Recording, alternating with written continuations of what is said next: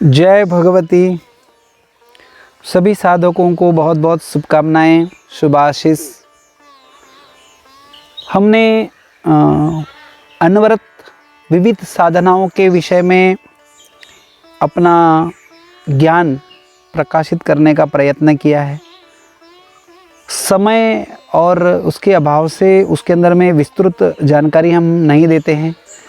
कुछ गोपनीय होती हैं जानकारियाँ, उसके वजह से भी हम इसके अंदर में नहीं दे पाते हैं, क्योंकि कभी कभी साधक की योग्यता पर भी निर्भर होता है। तो आज हम विषय आपको बताने जा रहे हैं योगिनी साधना।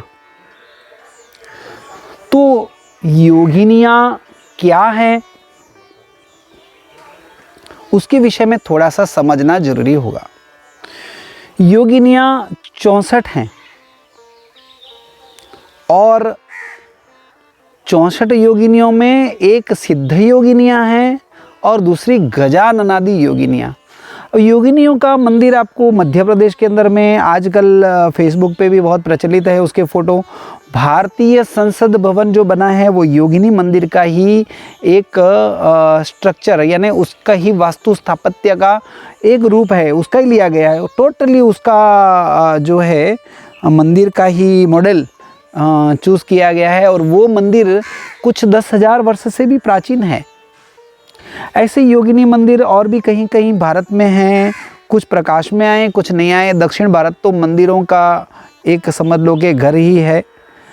और कितने मंदिर कश्मीर के अंदर में आक्रांताओं ने तोड़ दिए, गुजरात में, क्योंकि ये सरहदी क्षेत्र थे।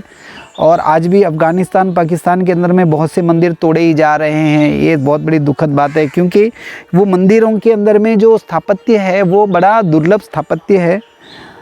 ठीक है, आज हम वो विषय नहीं लेंगे, हम योगिनी का विषय लेते हैं। तो योगिनी साधना 2 प्रकार की होती है, एक सिद्ध योगिनियाँ, दूसरी गजाननादि योगिनियाँ।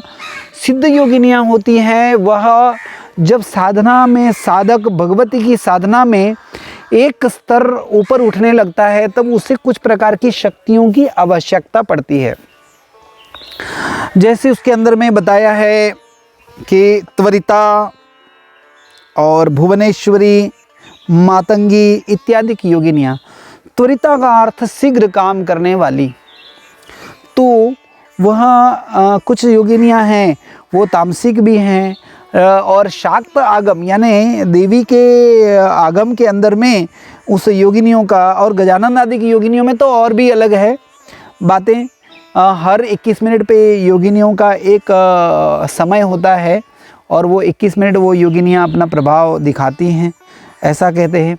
उसमें गजानन आदि योगिनियों में अंतरमालिनी, गर्भभक्षा, क्या क्या नाम दिए गए हैं, उसके पीछे की बहुत बड़े गर्भित अर्थ हैं। संस्कृत में एक ही शब्द के 3 अर्थ, 6 अर्थ निकलते हैं, तो करके एक अर्थ का आप पकड़ के चलें तो नहीं चलेगा, आपको विविध रूप से उसको देखना पड़ेगा, सात्विक, राजसिक और तामसिक। तो योगिनियाँ हैं वह हमें साधना में सफलता भी देती हैं। और योगिनियाँ विशेष रूप से मनुष्य जब अपनी आंतरिक शक्तियों से जब ऊपर उठने शुरू होता है तो उस समय उसको स्त्री की शक्ति की आवश्यकता पड़ती है, क्योंकि शक्ति मार्ग में, साधना मार्ग के अंदर में कोई भी स्त्री है, यदि वो किसी भाई, पति, पिता, पुत्र के रूप में एक पुरुष की उसको साधना के समय आवश्यकता पड़ती है, जो उसकी साधना में उसको रक्षणात्मक रूप के अंदर में उसको सहायता करे।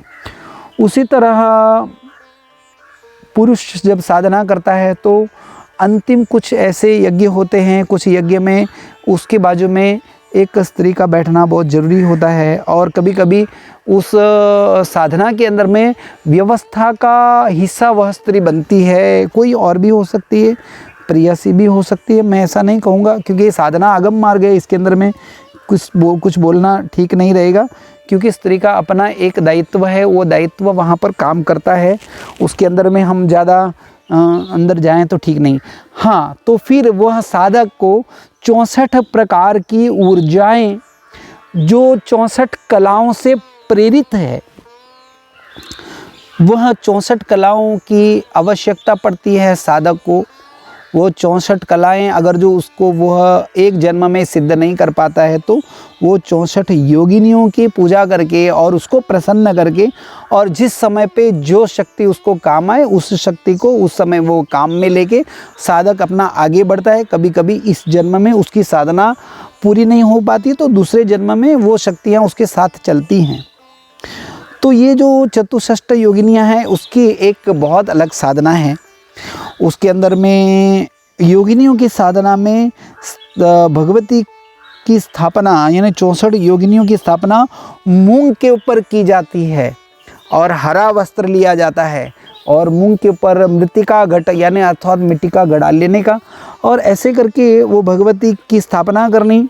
अनवरत मिट्टी का दिया या तांबे का दिया लेना चाहिए और एक दिया घी का और एक दिया तिल के तेल का। वह योगिनियों की उपासना 64 दिन तक कर सकता है या 64 गुना 4 ऐसे गुना करते जाए। उस तरह से जब वो साधना करके अगर जो साधना संपन्न हो जाता है तब वो साधक को हर संभव हर पृथ्वी की जितनी भी संपदाएं हैं राजश्री है यहाँ तक राजश्री तक उसको प्राप्त होती है और इस पृथ्वी पे साधक जो है अपनी इच्छाओं को वो पूर्ण करके और अपने आगे के गंतव्य को पहुंचता है। इस योगिनी साधना की उपासना का प्रारंभ शुक्ल पक्ष में द्वितीया से लेके और कृष्ण पक्ष की पंचमी के भीतर करना चाहिए। इसमें चतुर्थी अग्राह्य है और विषम संख्या की तिथियां लेकर और वह साधक अपना साधना संपन्न करे और उस समय साधक लाल हरे या गेरुए अर्थात भगवा या पीला रंग का वस्त्र ही पहने। जिस प्रकार की योगिनी को प्रसन्न करना है या योगिनी को जिस प्रकार से प्रसन्न करना है उस प्रकार से उसकी साधना करे। उसके बारे में विस्तृत बहुत कुछ आगमों में लिखा हुआ है। फिर भी आपको अगर जो इस विषय में कुछ समझ नहीं आता है तो आप मुझे पूछ सकते हो। मेरे व्हाट्सएप एवं इत्यादि पे मैं हूँ, व्हाट्सएप, फेसबुक, इंस्टाग्राम इत्यादि पे। वो योगिनियों की पूजा जो है आप संपन्न करने के पश्चात जो है कुंवारी कन्याओं को भोजन अवश्य कराएं, तर्पण मार्जन इत्यादि करें और योगिनी के विविध मंत्र हैं उस मंत्रों में से कोई भी एक मंत्र को ले लें। ब्राह्मण है अगर जो उसने ब्राह्मण होने के बाद भी अगर जो वेद नहीं पढ़ा है या वेद की मंत्र उसने नहीं किया तो वेदोक्त मंत्र कभी ना करे। अगर जो क्षत्रिय है या अन्य है उसने वेद का अधिकार प्राप्त किया है या वेद के मंत्र को उच्चारण करना उसको सही तरीके से आता है तो वेद मंत्र करे, अन्यथा पुराणोक्त करें। और यहाँ पुराणोक्त मंत्र बोलने में भी आपको अगर जो मंत्र शुद्ध नहीं होता है तो आप बीज मंत्र से उस मंत्र का अनुष्ठान करें और 64,000 जप करें या 64,000 गुना 4 ऐसे बार करें।